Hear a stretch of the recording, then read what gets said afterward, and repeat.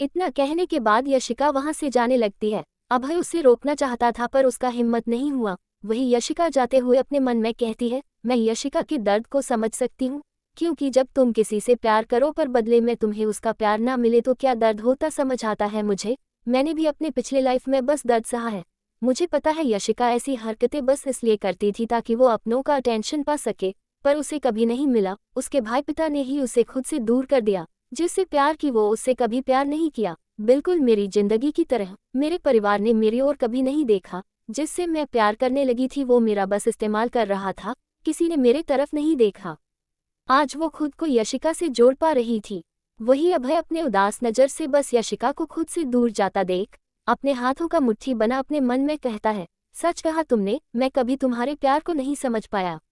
अपने बात को कहने के बाद वो कॉलेज गार्डन में जा एक पेड़ के नीचे बैठ जाता है और अपने सिर को पेड़ से टिका अपनी आंखें बंद कर लेता है और उसे अतीत की कुछ बातें याद आने लगती है।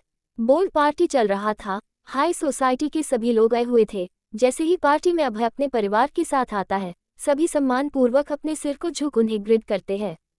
फिर पार्टी शुरू हो जाती है। अभय के पास एक खूबसूरत लड़की जाती है और उससे पहले डांस के लिए पूछती है। तभी यशिका उसके पास आती है और वो भी उससे पूछती है, पर अभय उसे इग्नोर कर दूसरी लड़की के साथ चला गया था।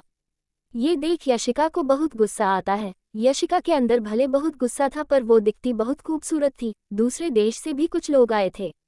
वो यशिका का गुस्से से भरा नेचर नहीं जानते थे, इसलिए वो यशिका के पास जा डांस के लिए पूछे तो यशिका साफ मना कर वहां से जाने लगी। पर फिर भी वो आदमी ना मान उसके हाथ को पकड़ उसे जाने से रोक उसे अपने साथ डांस करने के लिए वापस पूछने को था। पर जैसे ही उस आदमी ने यशिका का हाथ पकड़ा, यशिका गुस्से में उसे एक जोरदार थप्पड़ लगा दी और अपने हाथ को झटक दी। ये देख सभी यशिका के बारे में बुरा भला कहने लगे। वही डांस भी रुक चुका था, पर यशिका को किसी के बातें और उसके एक्शन की वजह से क्या हो रहा है फर्क नहीं पड़ता था। वो जा बैठ जाती है। पार्टी में कुछ वक्त बाद इस दृश्य के बाद यशिका पूरे पार्टी में उस लड़की को भी जो अभय के साथ डांस कर रही थी, उसे जमीन पर धक्का दे उसकी बहुत बेइज्जती करने के बाद वाइन उसके ऊपर डाल दी थी। यशिका की ये सब हरकत से गुस्सा हो उसका भाई जो उसके साथ आया था, आखिर में सभी से माफी मांग उसे गुस्से में अपने साथ ले जाने लगता है। उस दिन की यादों को याद करते ही अभय अपनी आंखों को खोल खुद में कहता है, हाँ मैं तुम्हारे उन सारे हरकतों से परेशान था, पर अब समझ आता है जब हम किसी को पसंद करते हैं और उसके करीब कोई और जाए तो बहुत गुस्सा आता है, इतना कि मन करता उसका जान ले लूं। जैसे अब तुम्हें करणवीर और तुम्हारा वो क्लासमेट तुम्हारे साथ बस नजर आता है तो मेरा भी खून खोलता है। वक्त बीतने लगा। कॉलेज खत्म हो चुका था और जूनियर स्टूडेंट का एग्जाम भी खत्म हो चुका था। सभी स्टूडेंट कॉलेज से जाने लगे थे। वही अभय स्टाफ रूम की तरफ जा रहा होता है। तभी उसे प्रोफेसर का बात सुनाई देता है, मुझे भरोसा नहीं हो रहा है, कोई आधे घंटे में अपना पूरा पेपर कंप्लीट कैसे कर सकता है। तभी दूसरा प्रोफेसर कहता है, मैं उस पेपर को 3 बार चेक किया हूँ, एक भी गलती नहीं है। तभी तीसरी प्रोफेसर कहती है, क्या वो चीटिंग की, क्योंकि मैंने सुना था वो पढ़ाई में बिल्कुल अच्छी नहीं है। फिर इतना कह वो खामोश हो जाती है। तभी एग्जामिनेशन हॉल में मौजूद प्रोफेसर कहता है, मैं उसे चीटिंग करते हुए तो नहीं देखा पर हो सकता है वो चीटिंग की हो। अभय ये सारी बातें सुन वहां से जाने लगता है और उसे इतना तो समझ आ गया था, यशिका के बारे में ही बात हो रहा है। अभय यहाँ आया था ताकि वो प्रोफेसर से बात कर यशिका के पेपर को क्लियर करवा सके, पर अब उसे नहीं लग रहा था इसका जरूरत है, पर उसे विश्वास नहीं हो रहा था। सच में यशिका आधे घंटे में अपना पूरा पेपर बिना कोई गलती के कर एग्जाम खत्म कर दी। उसके होंठों पर हल्की मुस्कान छा जाती है। तभी कबीर उसके पास आता है और उसे ऐसे मुस्कुराते हुए जाता देख उसे आवाज देता है, अभय। कबीर का आवाज सुन अभय के कदम रुक जाते हैं। तभी कबीर उसके पास आ सवाल करता है, तू मुस्कुरा क्यों रहा है। सवाल सुन अभय अपने चेहरे पर अपने हाथ को रख कृपी सी स्माइल के साथ कहता है, अब मैं उसके पीछे जाना चाहता हूँ। अभय का बात सुन कबीर को शुरुआत में कुछ समझ नहीं आया था, पर फिर वो कुछ देर खामोश रह सोचते हुए सवाल करता है, किसके, यशिका के। अभय अपने चेहरे से हाथ हटा कबीर की तरफ अपने कोल्ड नज़र से देखता है तो कबीर घबरा जाता है। तभी अभय अपने कोल्ड आवाज में ही कहता है, मैं नहीं चाहता मेरे अलावा कोई उसका नाम ले। अभय का उसके लिए इतना ऑब्सेशन देख एक पल के लिए कबीर हैरान रह गया था। वही अभय वहां से जाने लगता है तो कबीर भी उसके साथ जाते हुए कहता है, अभय मैं उसे बस बहन की तरह मानता हूँ। कबीर पहले ही सब क्लियर कर देना चाहता था ताकि फ्यूचर में गलती से भी उसकी जुबान से यशिका का नाम निकले तो अभय आज की तरह उसे डरवाना लोग ना दे। अभय कबीर को हल्की मुस्कान के साथ देख कहता है, अच्छा है। फिर वो खामोश हो जाता है और बस चलने लगता है। वही कबीर अपने मन में ही कहता है, मुझे नहीं लगा था अभय कभी उसके प्यार में पड़ेगा। दोनों बाहर आ चुके थे। बाहर चिराग और समायरा अभय और कबीर के आने का ही इंतजार कर रहे थे। पर अभय बाहर आने के बाद अपने दोस्तों के साथ न रुक अपने कार की तरफ चला जाता है। तो ये देख समायरा कहती है, इसे क्या हुआ है? सवाल सुन कबीर क्या बताता, अभय यशिका के लिए पागल हो गया है और ये बात उसके भाई के सामने ही तो बताता नहीं, इसलिए वो कह पड़ता है, पता नहीं। वही अभय का ड्राइवर कार स्टार्ट कर चुका था। अभय अपने सिर को पीछे टिका अपने आंखों पर अपने कलाई रख अपने मुट्ठी को बंद कर लेता है और उसे अतीत याद आने लगता है। यशिका उसके रूम में उसके सामने अपने शरीर से कपड़े निकाल रही होती है। ये देख अभय उसके हाथ को गुस्से में पकड़ कहता है, क्या कर रही हो तुम? तुम्हें क्या लगता है मैं तुम्हें बिना कपड़ों का देख सेड्यूस हो जाऊंगा? तो ये तुम्हारी गलतफहमी है। इतना कह उसे उसके हाथ को छोड़ कहता है, अपने कपड़े ठीक करो और यहाँ से निकलो। पर यशिका फिर भी अभय का बात ना सुन अपने कपड़े निकाल देती है। यशिका की इस हरकत को देख अभय अपने चेहरे को मोड़ चिल्ला कर उसका नाम लेता है, यशिका। पर यशिका उसके पास जा उसके हाथ को पकड़ लेती है और कहती है, तुमने कहा था मैं बिना कपड़ों के भी तुम्हारे पास आ जाऊंगी तो मुझे देखकर तुमने कुछ फील नहीं होगा, फिर तुम मेरे तरफ देख क्यों नहीं रहे हो? इस बात को सुन अभय अपने चेहरे को मोड़ उसकी तरफ देखता है। यशिका बहुत खूबसूरत थी और उसका शरीर भी बहुत अट्रैक्टिव था। पर अभय उसे अपने ठंडे नज़र से देख अपने हाथ को झटक देता है जिस कारण यशिका जमीन पर गिर जाती है। पर अभय उसे गिरा हुआ ही छोड़ कमरे से बाहर जाते हुए कहता है, तुम कुछ भी कर लो मैं तुम्हारे तरफ कभी अट्रैक्ट नहीं होऊंगा। अपने बात को कह अपने कमरे से खुद ही बाहर निकल जाता है। उन यादों को याद करते ही अभय अपने आंखों से अपने हाथ हटा अपनी आंखों को खोल अपने हथेली को देखते हुए खुद में ही अभय कहता है, मैं तुम्हारी तरफ अट्रैक्ट हो रहा हूँ। काश मैं उस दिन ही तुम्हें अपना बना लिया होता तो तुम आज मेरे पास होती। कुछ वक्त बीत जाता है। शाम का वक्त हो चुका था। यशिका कुछ और ड्राइंग ड्रॉ कर रही होती है ताकि वो हर जगह अपने कैफे का प्रमोशन कर सके। तभी नौकरानी चाय और कुकीज लेकर आती है और टेबल पर रख यशिका को अब भी कुछ ड्रॉ करता देख कहती है, मैडम आप कुछ दिनों से कुछ अधिक ही काम कर रहे हैं, अगर आप ऐसा ही करते रहे तो आप बीमार पड़ सकती है। यशिका नौकरानी की तरफ देखती है। ये नौकरानी जिसका नाम जिया था और इस मेंशन में यशिका के खराब बर्ताव के कारण कोई भी नौकरानी उसके पास आना नहीं चाहती थी, पर जिया हमेशा उसकी तरफ रही है, यशिका चाहे जितना भी गुस्सा कर ले। यशिका प्यारी सी मुस्कान के साथ जिया को देख कहती है, मैं ठीक हूँ पर इसके बारे में तुम किसी को भी मत बताना। जिया मुस्कुराते हुए, ठीक है मैडम कहती है। फिर चाय ठंडा हो जाए इससे पहले उसे पीने को कहती है तो यशिका अपने मन में ही कहती है, जितना मुझे नोवेल में याद है जिया ऐसी कैरेक्टर है जो यशिका के साथ हमेशा रही है। उसका जब अंत हो रहा था तो भी किसी के आंखों से आंसू निकला था तो वो जिया थी और जिया हमेशा मुझे प्रोटेक्ट करने का सोची है। मुझे नहीं पता पहली वाली यशिका के साथ उसका कैसा रिश्ता था जिस कारण वो उसके लिए कुछ भी करने को तैयार थी, पर मैं उसे बहुत अच्छे से ट्रीट करूंगी। पर मेरे जाने के बाद जिया का क्या होगा? खुद में ये सवाल कर वो खोई सी थी। वही कमरे को साफ करते हुए जिया यशिका को खोया देख उसके पास आ कहती है, मैडम आप क्या सोच रही है? चाय ठंडा हो जाएगा। इस बात को सुन यशिका अपने ख्यालों से बाहर आ जिया से सवाल करती है, अगर मैं फ्यूचर में यहाँ से चली जाऊँ तो क्या तुम मेरे साथ चलना चाहेगी? जिया यहाँ बस यशिका के लिए ही काम कर रही थी और वो हमेशा यशिका को फॉलो करना चाहती थी। वो झट से बोल पड़ी, हाँ, और प्लीज़ आप मेरे बिना कहीं मत जाएगा। जिया की बातों को सुन यशिका सवाल करती है, मैं तुम लोगों के साथ इतना बुरा करती थी, फिर क्यों तुम मेरे लिए इतनी अच्छी हो? यशिका जानना चाहती थी, वो नहीं पूछना चाहती थी। उसे डर था कहीं वो यशिका नहीं है इसका सच बाहर न आ जाए। पर जिया उसके पास जमीन पर बैठ जाती है तो यशिका झट से कहती है, तुम्हें जमीन पर बैठने की जरूरत नहीं है, उठो और मेरे पास बैठो। इस बात को सुन जिया हल्की सी मुस्कान के साथ उठकर यशिका के बगल में बैठ कहती है, मैडम आपको लोग चाहे जितना गलत समझ ले पर मैं जानती हूँ आप बहुत अच्छी है और आपने जिनके साथ जो किया वो डिजर्व करते थे। इस बात को सुन यशिका जिया को देखने लगती है। उसे कहानी का कई प्लॉट याद था और उसे भी पढ़ते वक्त ऐसा ही लगता था। यशिका गलत नहीं है क्योंकि वो बस उन लोगों से भिड़ती उनकी बेइज्जती करती जो उसके साथ कुछ बुरा करने का सोचते। यशिका और इस बारे में कुछ न पूछ चाय उठा पीने लगती है, साथ ही कुकीज जिया को भी ऑफर करती है। पर जिया नहीं लेती तो यशिका उसे लेने के लिए थोड़ा फोर्स करती है। फिर चाय कुकीज खत्म करने के बाद वो वापस अपने काम में लग जाती है। रात का वक्त हो चुका था। अभय अपने पिता के कार्यस्थल पर जाता है। दरवाजे के पास 2 गार्ड तैनात थे अभय को देख दोनों झुक जाते हैं। वही अभय बिना इजाजत मांगे दरवाजा खोल देता है तो गार्ड्स हैरानी से उसे देखते हैं। वही अभय के पिता दरवाजा खुलने का आवाज सुन उस तरफ देखते हैं। अभय को देख वो हैरान थे, एक ही मेंशन में रहने के बाद भी दोनों आखिरी वक्त बोल पार्टी में मिले थे। वही अभय अंदर आने लगता है। अंदर आने के बाद वो चाचे पर जा बैठ जाता है। अभय के इस बर्ताव को देख अभय के पिता राजीव शेखावत गुस्से में कहते हैं, तुम्हें नहीं पता अपने पिता के सामने तुम्हें किस प्रकार पेश आना चाहिए और अंदर आने से पहले तुम्हें इजाजत मांगना चाहिए। अपने पिता की बातों को सुन एक अफसोस से भरी सांस छोड़ते हुए अभय कहता है, मुझे नहीं पता कैसे पेश आया जाता है। अभय का रुड जवाब सुन राजवीर उसे गुस्से में घूरते हैं, पर अभय को कोई फर्क नहीं पड़ता है। वो उसे अपने रूड बर्ताव में ही कहता है, मिस्टर शेखावत, मैं आपसे बस इतना कहने आया हूँ, मैं सक्सेसर बनने के लिए तैयार हूँ और इसके लिए दादाजी को मैं इम्प्रेस कर दूंगा। ये बात जान अभय के पिता राजीव बहुत खुश हो जाते हैं और झट से कहते हैं, आखिरकार तुमने अपना मन कैसे बदला। सवाल का अभय कोई जवाब न दे कहता है, ये सब आपको जानने का जरूरत नहीं, पर हाँ, मेरे कुछ कंडीशंस है।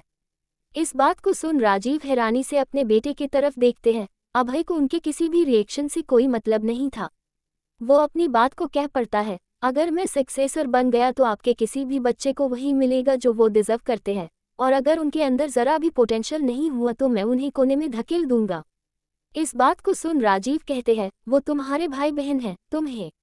इससे आगे वो कुछ कहता कि तभी अभय हंसते हुए कहता है, वो मेरे भाई बहन नहीं है, वो बस आपके बच्चे हैं। अभय के पिता इस बात को सुन कुछ देर खामोश रहते हैं, फिर राजीव कहते हैं, ठीक है। हामी सुन अभय आगे कहता है, और मुझे कोई मतलब नहीं आप किस किस औरत के साथ सोते हैं या बच्चे पैदा करते हैं, बस मेरी मोम का पोजीशन में गिरता हुआ नहीं देखना चाहता हूँ। मैं चाहता हूँ आप मेरी मोम का पोजीशन मजबूत रखें। इस बात पर राजीव गुस्से में कहते हैं, ये क्या बकवास कर रहे हो, तुम्हारी माँ का जो पोजीशन है वो मैं कभी किसी को नहीं दिया हूँ। इस बात को सुन एक कठोर मुस्कान अभय के होंठों पर छा जाता है। अभय की कठोर मुस्कान को देख एक पल के लिए राजीव के शरीर में भी ठंडक फैल जाता है। तभी अभय खड़ा हो अपने हाथ को टेबल पर रख अपने कठोर नजरों से अपने पिता की तरफ देख कहता है, सोशल गैदरिंग में आप मेरी मोम को अकेला छोड़ किसी और के साथ होते हो। आप लोगों के सामने ये दिखाने में जरा भी कसर नहीं करते कि आपके लिए आपके लाइफ में मेरी मोम का कोई इंपॉर्टेंस नहीं है, जिस वजह से लोग मेरी मोम का वैल्यू नहीं करते। मेरी मोम से अधिक तो वो लोग उस औरत की करते हैं जो आपकी मिस्ट्रेस है। इस बात को सुन राजीव निशब्द हो जाता है। वही अभय सीधा खड़ा हो कहता है, आपका कोई बेटा लायक का नहीं है, मेरे अलावा तो जैसा मैं कहा वैसा करिए, नहीं तो आपका हाथ से सब कुछ अंकल के पास चल जाएगा, क्योंकि आपको पता है ना, दादाजी बस उसका वैल्यू करते हैं जो इंटेलिजेंट हो, इस खानदान को मजबूत कर सके और सबसे ऊपर ले जाने की क्षमता रखे, जो आपके किसी बेटे में नहीं है मेरे अलावा। अपनी बात को कह वो जाने को था, तभी राजीव कहता है, तुम अपनी मोम को मोम बुलाते हो पर मुझे कभी डैड क्यों नहीं कहते। इस सवाल को सुन अभय कहता है, आप डिजर्व नहीं करते। अपने बात को कह वो निकल जाता है। वही राजीव के दिमाग में बस उसके बेटे का बात घूम रहा होता है। अभय के पेरेंट्स का शादी बस पॉलिटिकल मैरिज था जिसमें कोई प्यार नहीं था। अभय की मां सुमित्रा ने राजीव को शुरुआत में कह दिया था, वो बस उसके करीब तक ही आएगी जब तक इस खानदान का वारिस नहीं हो जाता है, जिसके लिए राजीव भी एग्री कर दिया था। अभय के इस दुनिया में आने के बाद दोनों कभी एक दूसरे के करीब नहीं आए थे। इसका कारण भी राजीव को अच्छे से पता था, पर राजीव को मतलब भी नहीं था, क्योंकि उसके लिए शादी बस एक डील था जिससे उसे बस प्रॉफिट मिले। पर आज अभय की बातों को सुन राजीव सुमित्रा के बारे में सोच रहा होता है। फिर एक गहरी सांस भरने के बाद वो उठ अपने कार्य कमरे से बाहर निकल सुमित्रा के कमरे के पास जाता है। फिर दरवाजा खटखटाते हुए कहता है, मैं अंदर आ सकता हूँ। राजीव का आवाज सुन सुमित्रा हैरान थी। अभय के होने के बाद ये पहली बार था जब राजीव यहाँ आया हो। सुमित्रा रूम का दरवाजा खोल देती है और अपने ठंडे नजर से ही राजीव को देखती है।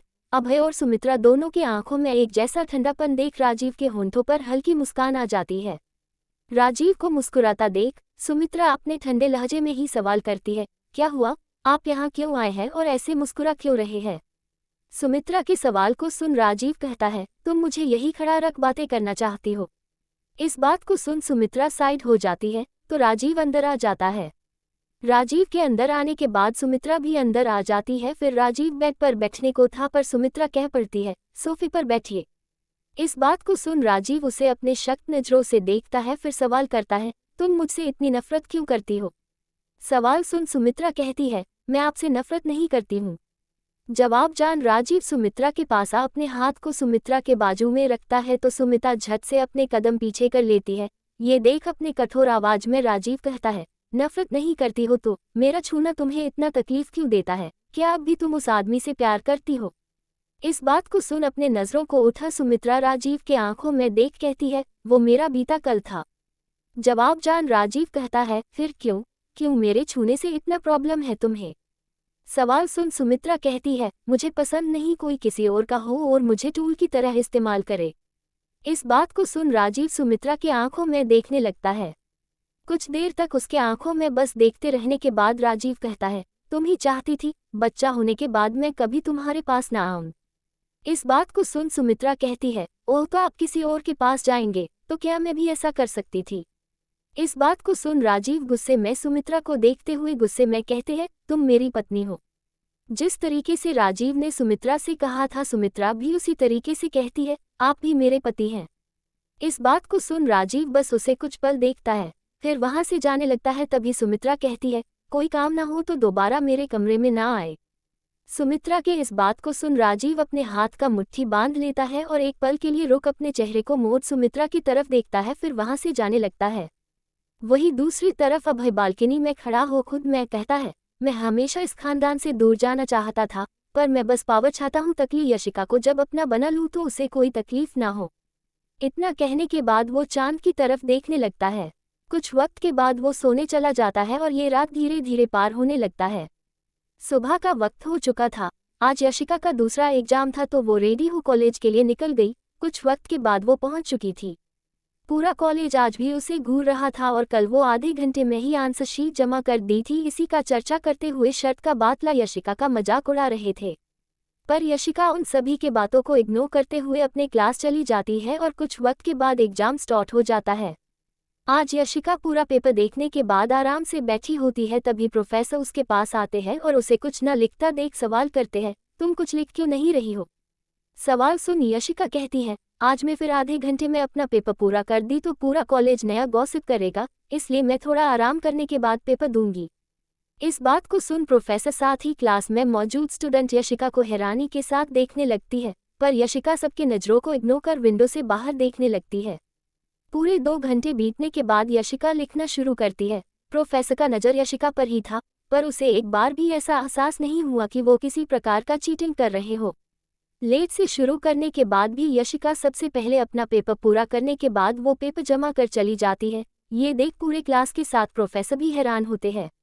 आज का दिन भी बीत जाता है। अब सभी बस यशिका के बारे में ही बातें कर रहे होते हैं। कॉलेज में लास्ट एग्जाम का दिन आ जाता है, उसका भी पेपर जल्दी ही दे यशिका निकल जाती है। तो आज उसके सामने करणवीर आ जाता है। करणवीर को देख यशिका का दिमाग खराब हो जाता है और वो उसे इग्नोर कर जाने लगती है, तो करणवीर उसके पीछे पीछे जाने लगता है और बस बोले जा रहा था। वही दूर से इस नोवेल की फीमेल लीड यशिका को ही देखे जा रही थी और उसके आंखों में अभी वो मासूमियत जो सभी के सामने रखती है उसकी जगह बस क्रोध नजर आ रहा था। पर जैसे ही उसकी दोस्त उसके पास आ उसका नाम लेती है तो फिर से उसके चेहरे पर वही मासूमियत और किसी को भी अपने तरफ आकर्षित करने वाला मुस्कान उसके होंठों पर छा जाता है। वही यशिका करणवीर के बकवास को इग्नाइट करते हुए कॉलेज से बाहर जाने को थी, पर तभी समायरा यशिका का नाम लेती है। यशिका तो यशिका के कदम रुक जाते हैं। फिर वो और करणवीर दोनों ही अपने चेहरे को मोड़ देखते हैं। समायरा के साथ उसका भाई अभय और कबीर भी थे। करणवीर को यशिका के साथ देख अभय के चेहरे पर कठोर भाव छा गए थे। वही चिराग को भी करणवीर का यशिका के करीब आना पसंद नहीं था। अपने भाई और अभय को करणवीर की तरफ जान से मार देने वाले नजर से देखता पा यशिका अपने मन में कहती है, इन दोनों को आखिर हुआ क्या है? क्या मेरे भाई को मुझसे नफरत और अभय को फीमेल लीड के लिए ऐसा बर्ताव नहीं करना चाहिए था? हेलो लिसनर्स, मैं अभी इस कहानी पर काम कर रही हूँ, इसलिए इसके चैप्टर थोड़े छोटे और लेट से मिलते हैं। इसके लिए मुझे माफ़ कर दे और मैं कोशिश करूँगी कि आप लोगों को लंबा चैप्टर मैं जल्द ही दे सकूँ। आगे के भाग को जानने के लिए चैनल को सब्सक्राइब करें और वीडियो में लाइक और कमेंट कर अपना सपोर्ट दे।